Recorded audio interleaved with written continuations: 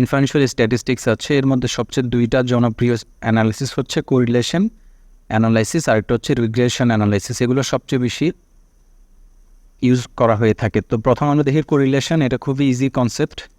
Correlation মানে হচ্ছে যে কোনো দুইটা ভেরিয়েবল যেগুলো হচ্ছে কোয়ান্টিটেটিভ ভেরিয়েবল, অর্থাৎ কোরিলেশন এবং রিগ্রেশনের ক্ষেত্রে সবসময় একটা জিনিস মনে রাখতে হবে যে আমাদের ভেরিয়েবলগুলো সবসময় কোয়ান্টিটেটিভ হইতে হবে, অর্থাৎ অর্ডিনাল, নমিনাল এবং অর্ডিনাল হওয়া যাবে না, ইন্টারভাল অথবা রেশিও স্কেলের ভেরিয়েবল হওয়া লাগবে, অর্থাৎ নিউমেরিক ভেরিয়েবল। তখন আমরা এই দুইটার মধ্যে রিলেশনশিপ আছে কি না, পজিটিভ নাকি নেগেটিভ, ওইটা আমরা বের করতে পারি। তো কোরিলেশন হচ্ছে আলটিমেটলি রিলেশনশিপটা মেজার করে দুইটা ভেরিয়েবলের মধ্যে।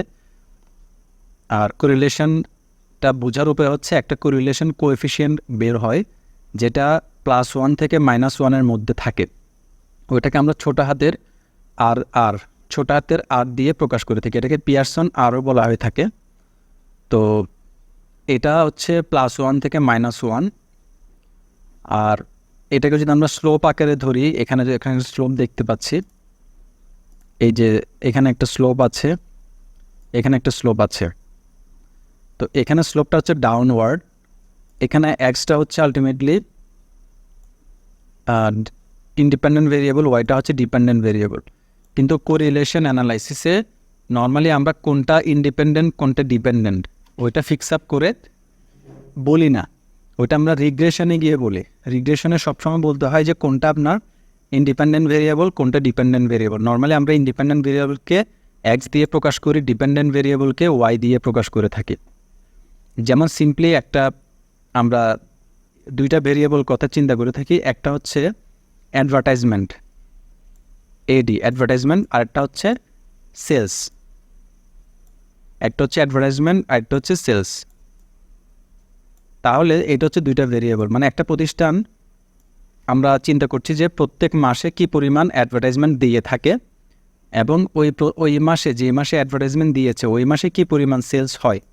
এভাবে আমরা ধরেন 100টা প্রতিষ্ঠানের ডেটা কালেক্ট করলাম, তাদের মান্থলি অ্যাড, মান্থলি সেলস। তো এখন আমরা জানতে চাচ্ছি যে অ্যাডভার্টাইজমেন্টের সাথে সেলসের কোনো রিলেশনশিপ আছে কিনা। এটা যদি জানতে চাই আমাদেরকে কোরিলেশন অ্যানালাইসিস করতে হবে। আর কোরিলেশন অ্যানালাইসিসে কিন্তু আমরা বলছি না কোনটা ইন্ডিপেন্ডেন্ট ভেরিয়েবল কোনটা ডিপেন্ডেন্ট ভেরিয়েবল। যখন আমরা রিগ্রেশনে যাব, রিগ্রেশন অ্যানালাইসিসে অবশ্যই বলতে হবে যে অ্যাডভার্টাইজমেন্ট কি ইন্ডিপেন্ডেন্ট নাকি ডিপেন্ডেন্ট, আর অপরদিকে সেলস কি ইন্ডিপেন্ডেন্ট নাকি ডিপেন্ডেন্ট, ওইটা হচ্ছে রিগ্রেশনে গিয়ে বলতে হয়। তো রিগ্রেশন যেহেতু আমরা পরে করছি, রিগ্রেশনের ক্ষেত্রে বলে দিচ্ছি যে অ্যাডভার্টাইজমেন্টটা হচ্ছে আমার ইন্ডিপেন্ডেন্ট ভেরিয়েবল, আর সেলসটা হচ্ছে ডিপেন্ডেন্ট। অর্থাৎ ইন্ডিপেন্ডেন্টটা হচ্ছে যেটাকে আমরা কন্ট্রোল করি, অ্যাডভার্টাইজমেন্টটা হচ্ছে প্রতিষ্ঠানের উপর ডিপেন্ড করছে, প্রতিষ্ঠান চাইলে অ্যাডভার্টাইজমেন্ট বাড়াতে পারে অথবা কমাতে পারে। দ্যাট মিনস ইন্ডিপেন্ডেন্ট ভেরিয়েবলটাকে আমরা ম্যানিপুলেট করি, আর ইন্ডিপেন্ডেন্ট ভেরিয়েবলটা গিয়ে সেলসকে প্রভাবিত করবে, তাহলে সেলসটা হচ্ছে ডিপেন্ডেন্ট। তাহলে সেলসটাকে আলটিমেটলি আমরা ডিরেক্টলি ইনফ্লুয়েন্স করতে পারি না, ওটাকে আমরা ইন্ডিপেন্ডেন্ট ভেরিয়েবলের মাধ্যমে প্রভাব করার ট্রাই করে থাকি। অর্থাৎ অ্যাডভার্টাইজমেন্ট যদি বেশি দেয় তাহলে কি সেলস বেশি হয়, নাকি অ্যাডভার্টাইজমেন্ট কম দিলে কি সেলস কম হয় কিনা। দ্যাট মিনস এটার মধ্যে আমরা একটা পজিটিভ ইনফ্লুয়েন্স বের করার ট্রাই করি, ওটা হচ্ছে রিগ্রেশনে। আর কোরিলেশনে জাস্ট আমরা দেখি যে দুইটার মধ্যে রিলেশনশিপ আছে কিনা, থাকলে সেটা পজিটিভ নাকি নেগেটিভ সেটা। তো যখন রিলেশনশিপটা পজিটিভ হয় তখন এই স্লোপটা আপওয়ার্ড হয়, এই যে, অর্থাৎ এক্স যদি বাড়ে ওয়াইও বাড়বে, সেক্ষেত্রে স্লোপটা এরকম হয় আপওয়ার্ড। আর যখন রিলেশনশিপটা নেগেটিভ হয় তখন আর এর মানটা হচ্ছে +0 থেকে +1-এর দিকে যায়। আর যখন মানটা নেগেটিভ আসে তখন আলটিমেটলি স্লোপটা ডাউনওয়ার্ড হয়, অর্থাৎ এক্স যখন বাড়ছে ওয়াই তখন কমছে। ঠিক আছে, এক্স বাড়ছে ওয়াই কমছে। আর এখানে হচ্ছে মানটার মিনিংগুলো দিয়েছে, যখন আর এর মান 0 আসবে তখন বোঝা যাবে যে দুইটা ভেরিয়েবলের মধ্যে কোনো রিলেশনশিপ নাই, নো কোরিলেশন। যখন 0 থেকে 1-এর দিকে যাবে এটা মানে হচ্ছে পজিটিভের দিকে যাচ্ছে, আর 1 মানে হচ্ছে পারফেক্ট কোরিলেশন, এটা সচরাচর হয় না।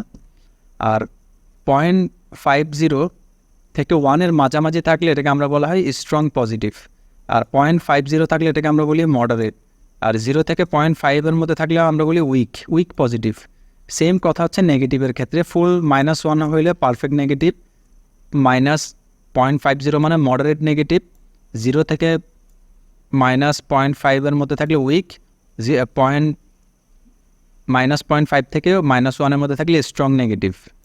এটা হচ্ছে মোটামুটি কোরিলেশনের যে মানটা আসে, আর এর একটা মান আসে, এটাকে আমরা বলি আর দিয়ে ডিনোট করে থাকি কোরিলেশনটা।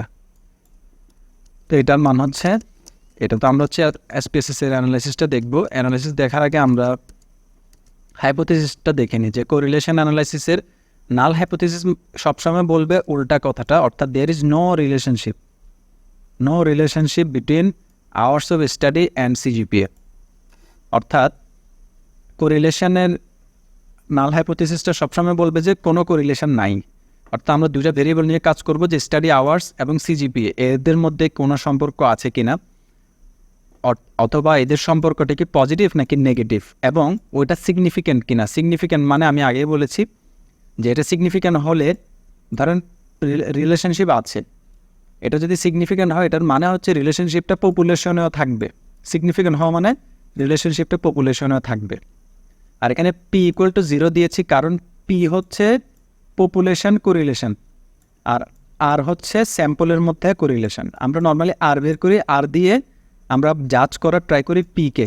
P=0 মানে কোনো কোরিলেশনশিপ নাই এই দুইটা ভেরিয়েবলে। আর অল্টারনেট হাইপোথিসিস বলবে there is a relationship between study hours and CGPA। তাহলে আমরা আলটিমেটলি চাবো অল্টারনেটিভ হাইপোথিসিসটা যাতে প্রমাণিত হয়। এটা প্রমাণ করার জন্য আমাদেরকে নাল হাইপোথিসিস রিজেক্ট করতে হবে। তো নাল হাইপোথিসিস রিজেক্টের একটাই রুল, সেটা হচ্ছে P ভ্যালু সবসময় 0.05 চেয়ে যাতে ছোট হয়। যদি 0.05 চেয়ে P ভ্যালু ছোটো আসে, আমরা নাল হাইপোথিসিস কী করব, রিজেক্ট করতে পারবো, তখন অল্টারনেটটা অ্যাকসেপ্ট হবে। আর যদি P ভ্যালুটা বড় হয়ে যায় তখন আমরা fail to reject null hypothesis. That means তখন আমরা নাল হাইপোথিসিস রিজেক্ট করতে পারবো না, তখন আমাদেরকে বলতে হবে আলটিমেটলি কোনো রিলেশনশিপ নাই পপুলেশনে। আর এগুলো same 5% confidence interval, test. Ultimately কোরিলেশনকে আমরা টেস্ট দ্বারা মেজার করি। টেস্টের একটা সূত্র এখানে আছে, কিন্তু আমরা এই সূত্রটা আমাদেরকে ইউজ করতে হবে না, আমরা জাস্ট P ভ্যালু দিয়ে কাজ করব। আমাদের P ভ্যালু যেটা আসবে, P ভ্যালু দিয়ে আমরা ডিসিশন মেকিং করে ফেলবো। আর বাকিগুলো হচ্ছে T ভ্যালু আমাদের দেখার দরকার নেই, আমরা শুধু P ভ্যালু দেখেই কোরিলেশন করে ফেলবো। তো আমরা এখন SPSS এ যাচ্ছি। আমাদের যে এক্সিস্টিং ডেটা সেট আছে, এটা হচ্ছে সেই ডেটা সেট। আপনার যদি কারো কোনো প্রশ্ন থাকে, in the meantime you can ask. তো আমাদের এটা হচ্ছে আগের যে ডেটা সেট। এখানে হচ্ছে দুইটা ভেরিয়েবল আছে, একটা হচ্ছে স্টাডি আওয়ার্স, আরটা হচ্ছে CGPA। আমরা জানতে চাচ্ছি এই দুইটা ভেরিয়েবলে কিন্তু কি আমাদের এই যে স্টাডি আওয়ার্স, এটা আসলে নমিনাল না, এটা হচ্ছে স্কেল ভেরিয়েবল। CGPA এবং স্টাডি আওয়ার্স এই দুটোর মধ্যে কোনো রিলেশনশিপ আছে কিনা, এটার জন্য আমরা অ্যানালাইসিস যাই। প্রথমে অ্যানালাইসিস যাওয়ার পর এখানে একটা অপশন আছে কোরিলেটে যাওয়ার পর এরপর হচ্ছে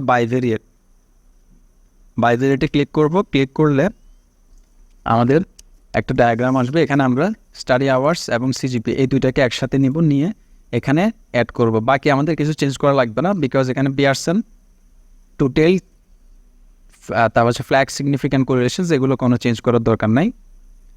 এই জিনিসটা আমাদের লাগবে না, আমরা জাস্ট ওকেতে প্রেস করব। প্রেস করলে এখানে আমাদের কোরিলেশনটা চলে আসে। এখানে দেখাচ্ছে পিয়ারসন কোরিলেশন, যেটা আর এর মানটা আছে CGPA এবং স্টাডি আওয়ার্সের মধ্যে 0.84। দ্যাট মিনস এটা হচ্ছে পজিটিভ। প্রথমে আমরা মানটা দেখে বুঝতে পারছি রিলেশনশিপটা পজিটিভ। 0.84 মানে হচ্ছে রিলেশনশিপটা কি স্ট্রং নাকি উইক। এটা হচ্ছে স্ট্রং, যেহেতু এটা 0.5 থেকে 1-এর কাছাকাছি আসছে। 1-এর কাছাকাছি যাওয়া মানে হচ্ছে strong positive correlation between study hours এবং CGPA। এবং এটা যেহেতু পজিটিভ, এটার মিনিংটা হচ্ছে অনেকটা এরকম, মানে স্টাডি আওয়ার্স বাড়লে আলটিমেটলি CGPAটা কী হবে, বাড়বে। যদি নেগেটিভ হতো তাহলে আমরা বলতাম স্টাডি আওয়ার্স বাড়লে CGPA কমবে। নেগেটিভ হলে এভাবে বলে, আর পজিটিভ হলে এটা বাড়লে ওইটাও বাড়বে। আর নেগেটিভ মানে একটা বাড়লে একটা কমবে। বুঝতে পেরেছি?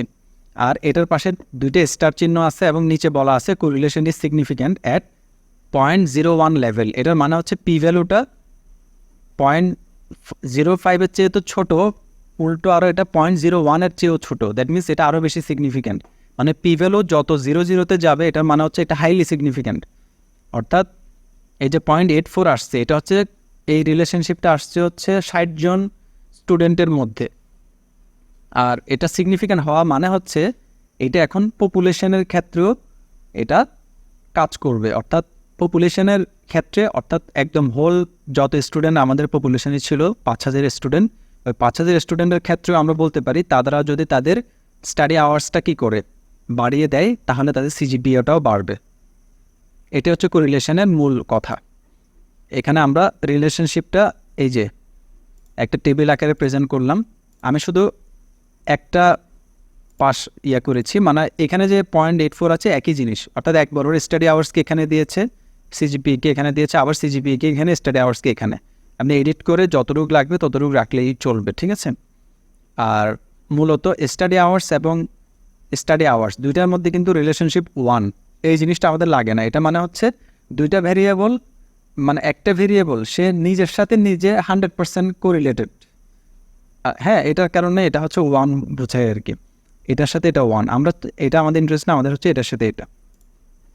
তো এখানে স্টাডি আওয়ার্সের সাথে 1, বাট সিজিপিএ স্টাডি আওয়ার্সের সাথে সিজিপিএ হচ্ছে 0.84 এবং এটা আমাদের ইন্টারেস্ট। এখানে বলা হচ্ছে আমরা কোরিলেশন করেছি হচ্ছে স্টাডি আওয়ার্স এবং সিজিপিএর মধ্যে একটা bivariate পেয়ারসন্স product moment correlation coefficient বের করেছি। এখানে আর এর মান আসছে এখানে 15 হবে না, এখানে হচ্ছে 60 মানে হচ্ছে স্যাম্পল সাইজ, আর দিয়ে ব্র্যাকেটে স্যাম্পল সাইজ ইকুয়াল টু 0.84 এবং পিটা হচ্ছে 0.001-এর চেয়েও ছোটো। দ্যাট মিনস এটা highly significant, statistically significant. Therefore, null hypothesis that there is no relationship between study hours CGPA is rejected. তাহলে নাল হাইপোথিসিস যে বলছিল যে কোনো কোরিলেশন থাকবে না, ওটা রিজেক্ট হয়েছে যেহেতু আমাদের পি ভ্যালুটা ছোট আসছে। It can be concluded that there is a relationship between study hours and CGPA in the population. Significant যেহেতু হয়েছে আমরা বলবো পপুলেশনের ক্ষেত্রে এটা সিগনিফিক্যান্ট।